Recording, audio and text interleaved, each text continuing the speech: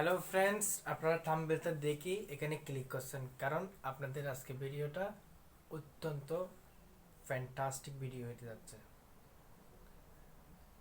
Accounting শেষ করার কৌশল। আপনি 9-10-এ পড়েন, ইন্টারমিডিয়েটে পড়েন, অর্থাৎ অ্যাকাউন্টিং আপনার থেকে সাবজেক্ট আছে আছে আমাকে প্রশ্ন উত্তর দিন, সাবজেক্ট আছে আপনার থেকে?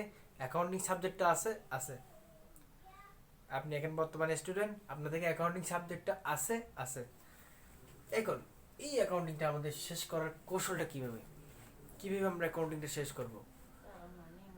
আমরা কি লেনদেন করব, নাকি আমরা কি জাবেদা করব, নাকি আমরা নামিল করব, নাকি খতিয়ান করব, নাকি দ্রুতর্ব দাখিলা পদ্ধতি করব, নাকি নগদ বই করব, কি করব? ফার্স্টলি আপনি চলে যান লেনদেনে, লেনদেন থেকে শুরু করেন এবং 10টা অঙ্ক প্র্যাকটিস করেন। একটা নিয়ম শিখেন, আমি লেনদেনে ক্লাস দিব, লেনদেনে ক্লাস দেখে 10টা অঙ্ক প্র্যাকটিস করেন, তারপর আমাকে বলেন লেনদেনটা কমপ্লিট হয়েছে কিনা।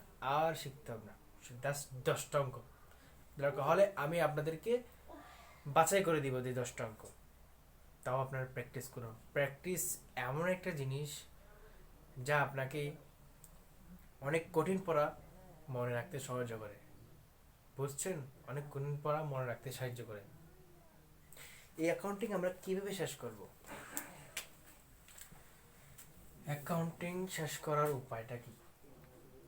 অ্যাকাউন্টিং শেষ করতে পারবেন আপনার একটা হচ্ছে, আপনাকে মনে গেঁথে নিতে হবে যে আমি আজকে 5টা অঙ্ক প্র্যাকটিস করব। অর্থাৎ আপনি লেনদেন করছেন, তাও লেনদেন থেকে আপনি আজকে 5টা বোর্ড কোশ্চেন প্র্যাকটিস করবেন। আপনি জাবেদা করছেন, জাবেদা থেকে 5টা বোর্ড কোশ্চেন প্র্যাকটিস করবেন। আপনি নিয়ামিল করছেন, নিয়ামিল থেকে 5টা বোর্ড কোশ্চেন প্র্যাকটিস করবেন। নগদাম্য করছেন, নগদাম থেকে 5টা বোর্ড কোশ্চেন প্র্যাকটিস করবেন। এই যে আপনি প্র্যাকটিস করবেন, আপনার চর্চাটা যখন হবে তখন আপনার মেমোরিতে চ্যাট হয়ে যাবে। ক্লিক করে ছবি দিয়ে আপনি যখন ছবি তুলেন এরকম, তখন মেমোরি দিয়ে ছবি তুলে ফেলবে। আমাদের মেমোরিটা সেরকম, আমরা সবসময় ভুলে যাই, আমরা সবসময় ভুল করি। আমাদের কী করতে হবে? প্র্যাকটিস। একবার বলেছে আবার দেখ, দিচ্ছে আবার দেখবে। কীভাবে আবার মেমোরি মনে রাখতে পারে না? মেমোরি মনে রাখবে। এই অ্যাকাউন্টিংটা আপনারা সেভাবে শেষ করতে পারবেন। অ্যাকাউন্টিং মানে হচ্ছে practice. Accounting means practice. Accounting means practice. বারবার বলি আমি কথাটা। অঙ্ক শিখলে হবে না, আপনি থেকে কত নিয়ম চলে আসবে প্র্যাকটিস করলে আপনি নিজেই টের পাবেন না। যেমন ব্যাট হিসাব বলতে পারবেন, ব্যাট হিসাব যদি ডিসকাউন্ট না দেওয়া থাকে আপনাদের কত পার্সেন্ট ডিসকাউন্ট দিতে হবে বলবেন, পারবেন না। আপনি ইন্টারমিডিয়েটও বলতে পারবেন না।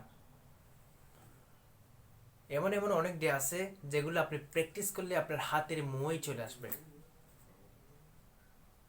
আমার কথাটা শুনতে কিন্তু খারাপ লাগে ঠিক, কিন্তু আমার কথাটা শুনতে কিন্তু খারাপ লাগে ঠিক, কিন্তু আপনারা ঠিকই বুঝতে পারবেন যখন প্র্যাকটিস করবেন। যখন আপনাদের বই কমপ্লিট হয়ে যাবে, আপনারা প্র্যাকটিস করতে যাবেন, তখন দেখবেন আপনাদের এই ভাইয়ার কথা মনে পড়ে কিনা। হয়তো ভাইয়া তো বলছিল এক সময়, আমি ভাইকে বিশ্বাস করি নাই। ভাইয়া যে বলছিল যে আমারে আমি পুরো বই শেষ করে ফেললাম, এখন আমি প্রশ্ন যে কোনো সলভ করতে পারবো, কিন্তু ঠিক দেখলাম পারলাম না প্রশ্ন সলভ করতে। কেন? ওই একটা অধ্যায় শেষ করার পর পর আমরা প্র্যাকটিস করি নাই। প্র্যাকটিস করলে তো আপনাদের কত প্রবলেম সামনে আসে, কত ভুল থেকে শিখতে পারেন আপনারা নিজে জানেন। প্র্যাকটিস এমন একটা জিনিস, যে কোনো জিনিস, যে কোনো সাবজেক্ট প্র্যাকটিস ছাড়া হবে না। তাই বলতেছি, সো দেয়ারফর আমার লাস্ট টকিং আমি শেষ কথা বলে শেষ করতেছি। আমার একটাই অনুরোধ, শুধু আপনারা অনলি প্র্যাকটিস।